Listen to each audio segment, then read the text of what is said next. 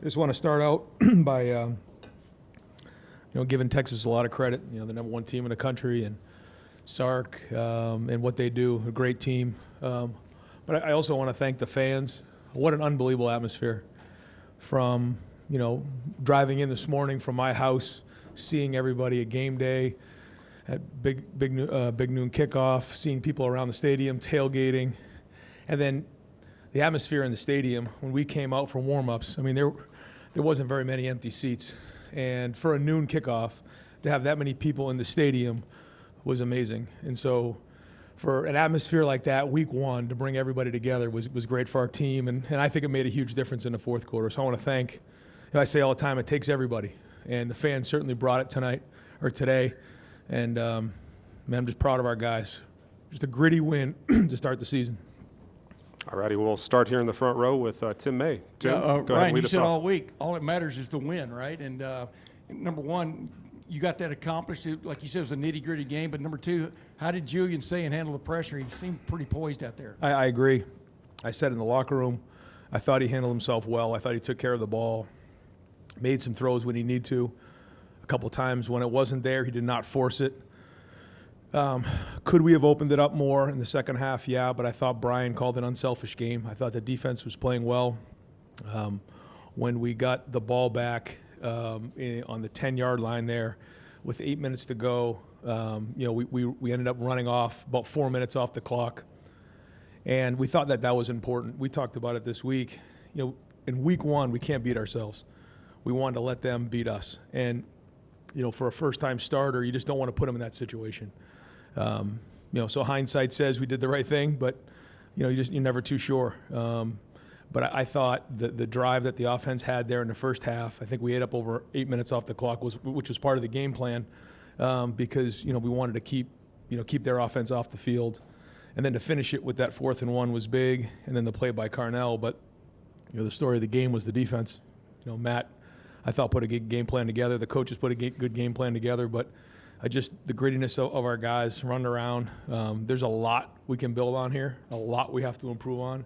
The team you see right now will not even be close to the team you see halfway through the season or at the end of the year, but it certainly makes the corrections a lot easier to make after a win against a top 5 opponent like this. We'll go right over here to the right, Spencer Holbrook. Ryan, I know that you don't look at it in terms of validation, but with Matt and the way that his defense performed today, what were just general thoughts on how great they were?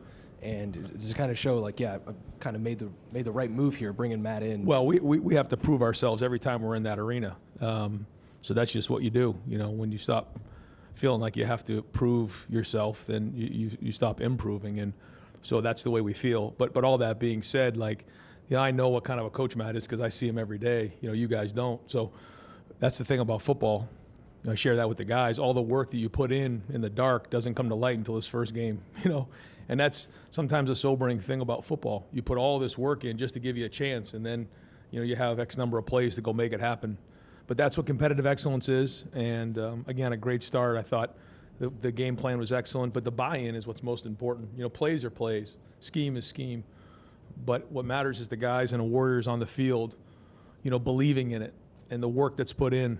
I can't tell you how much time Larry Johnson and James Laurinaitis and Matt and Tim Walton, how about the DBs and Jermaine and IGB making that play down there on the end zone. These guys, they work their tails off to prepare their players and to grade out a champion to do their job. And a lot of guys did their job. Again, was it perfect? No. There's a lot of things that we got to improve on, a ton. But at least we have a starting point. All right, we're going to go over here to the right for 2 questions. First one to Patrick Murphy and then to Jake Trotter. Patrick, go ahead.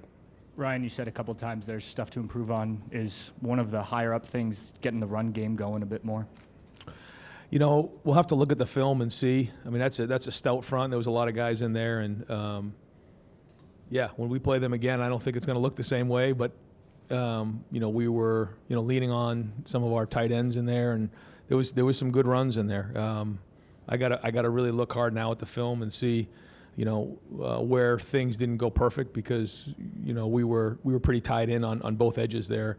And so, those are downhill runs. We're looking to really get physical and push guys around. But I do think that we were getting movement out there.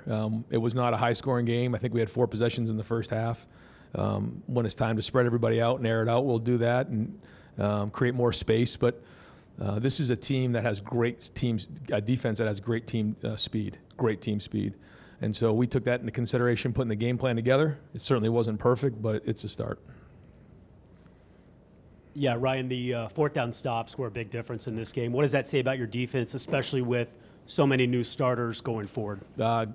Situational football becomes big, and when you're huddling and slowing the game down, sort of like we are, that means the situations become more and more critical. And understanding what that is and spending time on these situations is what we do, and making sure that we're prepared for them. But you got to go do it. And every time you get a fourth down stop, it's like a turnover. So the interception was huge, but when you start getting fourth down stops at midfield, those flip the entire field, and it's like getting a turnover. So how many fourth down stops? Do we have 3? 4. There you go. The one to end the game, but 3 before that's almost 4 turnovers, and that plays into it.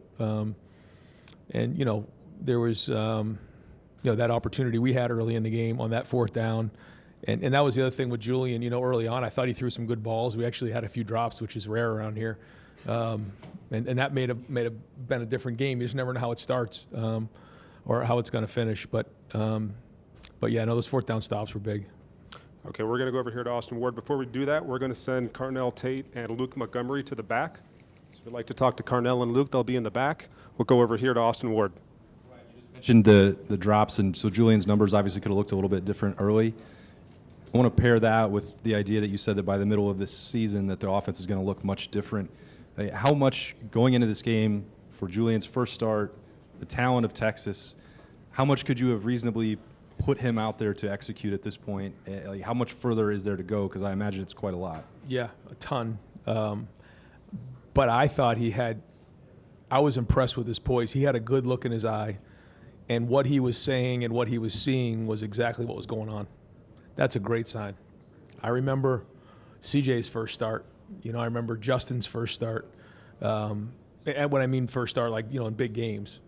Dwayne, Kyle, Will was different because he'd played a lot of football. But when you have that first start and you're out there, there are so many things to take into consideration.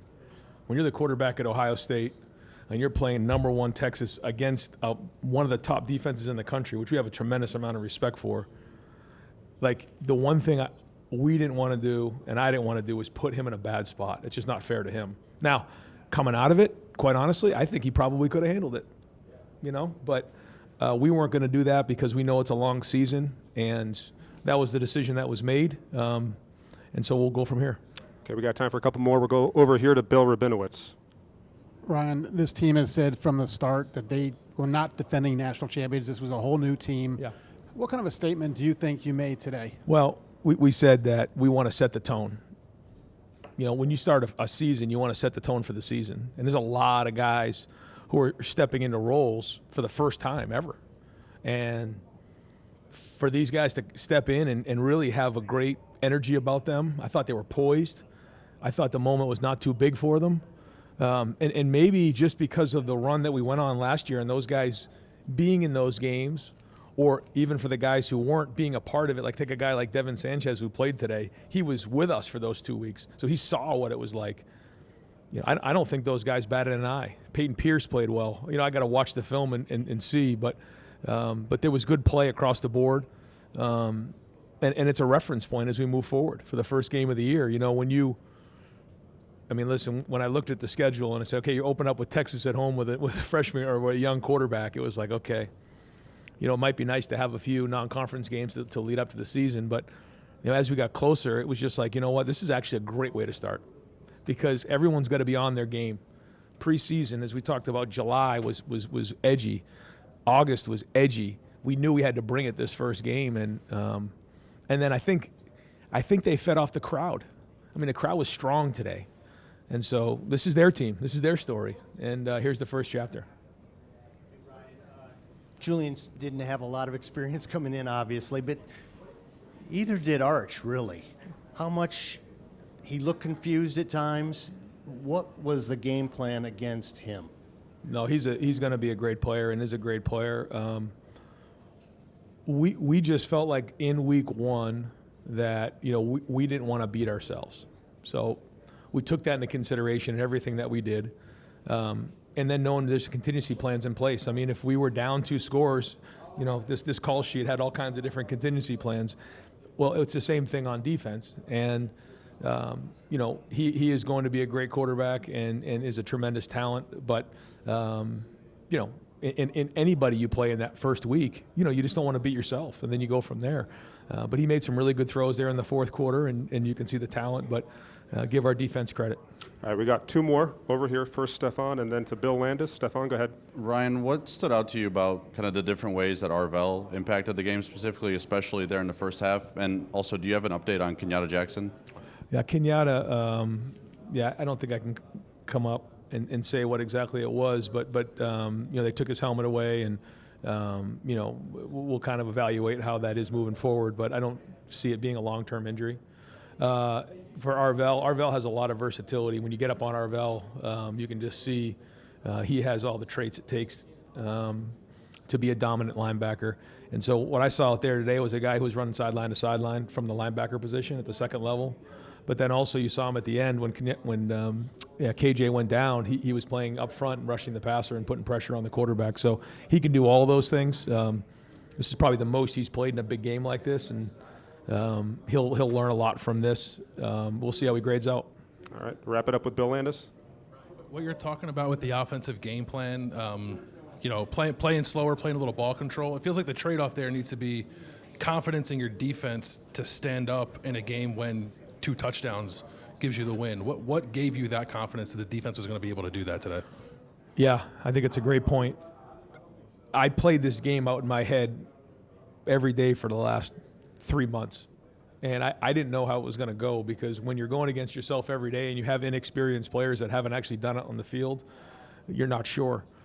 I had an idea how it looked, but I wasn't sure.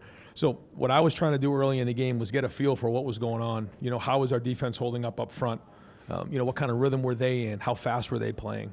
What did we look like in terms of the front on offense? Were we moving the line of scrimmage? How were the running backs running? Brand new running backs. Were they taking care of the football? How was Julian handling it? You know, what were they doing on defense? And then as the first quarter kind of went on, I could see us, you know, getting off the field on defense. I felt like we were moving the line of scrimmage. We had that big drive. We did get, you know, kind of, you know, screwed down inside the 10-yard line early on, and you could see we decided at one point to take a play-action shot, which you know, almost turned into a disaster. But other than that, we were fairly conservative because we felt like our defense was playing well, and that was the. I will say this: at halftime, up 7, you know, coming out, I thought we could go and really flip the scoreboard. We didn't do that. And then as that third quarter wore down, it was like, okay, I feel like our defense can hang in there as long as we don't give them anything cheap on offense. So that's how we played this game. We'll see how the next one goes.